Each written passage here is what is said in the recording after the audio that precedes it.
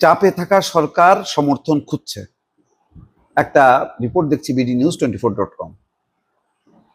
রাজনৈতিক দলের নেতারা বলেছেন সরকার কোনো সংকটে পড়লে তখনই কেবল ডাকা হয় দলগুলোকে। এটা তো সত্য।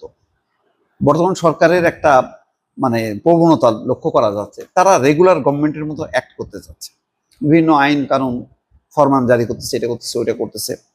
জরুরিভাবে, যেটা আমি বারবার বলি, যে জরুরিভাবে যে কাজটা দরকার সেই কাজটা তারা না যেয়ে তারা ওই বিভিন্ন দূরের থেকে বিভিন্ন রকম কাজকর্ম করতে যে নানা বিতর্ক এবং যেই একটা 15 বছরের দুঃশাসন থেকে মুক্ত হবার পর দেশের নানান জায়গায় ক্ষত, সেই ক্ষতগুলো রয়ে গেছে, এখন বিস্ফোরিত হচ্ছে, টকবক করে ফুটছে বিভিন্ন জায়গায়, ওই আগ্নেয়গিরির অগ্নুৎপাতের মতো।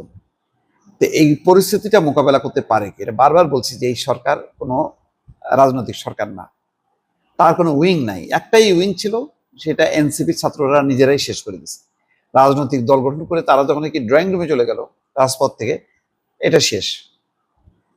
এখন এই সংকটে, রাজধানীর কোনো সংকটে ওই এনসিপি নেতারা, সার্জিস হাসনাত, এরা দৌড়ায় ঝাঁপায় যাবে না ওখানে, যে তাদের সাথে একত্র হয়ে তাদেরকে বোঝানো, তাদের সঙ্গে দেন দরকার করা, এগুলি করবে না। অথচ এগুলির দরকার ছিল মাঠটা ঠিক রাখা, কিন্তু মাঠটাকে অরক্ষিত রেখে তারা চলে গেছে। যাক, সেটা আর বললাম না।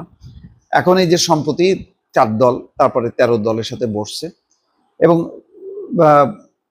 ফখরুল ইসলাম আলমগীর বলছে যে এটা আসলে ঘন ঘন বসার দরকার ছিল, কিন্তু তারা হলো চাপে পড়লে, সংকটে পড়লে তখন ডাকে।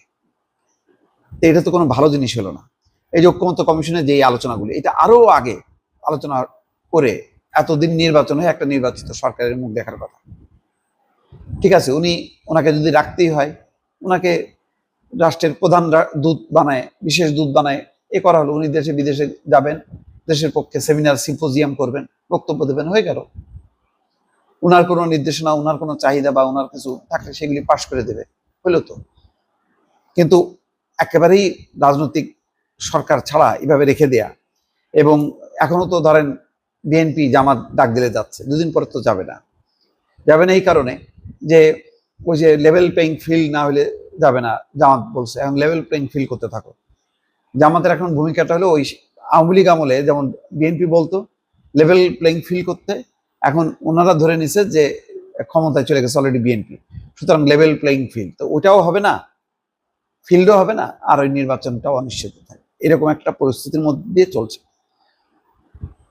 বলছেন যে জুলাই অভ্যুত্থানের পর পূর্ণ সমর্থন নিয়ে ক্ষমতায় বসা এই অন্তর্বর্তী সরকার গত 1 বছরে কয়েক দফা এমন পরিস্থিতির মুখোমুখি হয়েছে।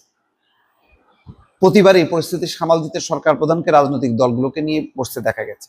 এবার সরকার প্রধানের ঐক্যের আহ্বানের পর বিভিন্ন রাজনৈতিক দলের নেতারা বলেছেন সরকার কোনো সংকটে পড়লেই তখন কেবল ডাকা হয় রাজনৈতিক দলগুলোকে।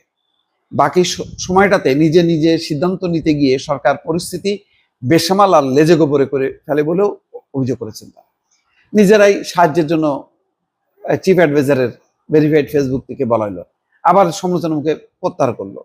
বাংলাদেশ ব্যাংক একটা পোশাক নিয়ে সার্কুলার করলো, তাড়াতাড়ি আবার প্রত্যাহার করলো। এইরকম একটার পর একটা কিন্তু নানান রকম ঘটনা ঘটছে। 8ই জুলাইকে তারা কি রাষ্ট্রীয় কি বানাইলো যেন, তারপরে পট করে বললো না 8 তারিখে না। এই সমস্ত নানান রকম পাগলামি চলতেছে। তারপরে বললো যে কি একদিন ইন্টারনেট বন্ধ রাখবে। কি অদ্ভুত অদ্ভুত সব কর্মকাণ্ড, সমালোচনা হওয়ার পর আবার সেটা প্রত্যাহার করলো।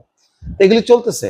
এইসবের দরকার ছিল না। এগুলি একটা রেগুলার গভর্নমেন্টের মতন অ্যাক্ট করতে, যে যার ঢাল নেই, তলোয়ার নেই, নিধিরাম সর্দার, তাহলে তো সংকটটা বাড়তেই থাকবে।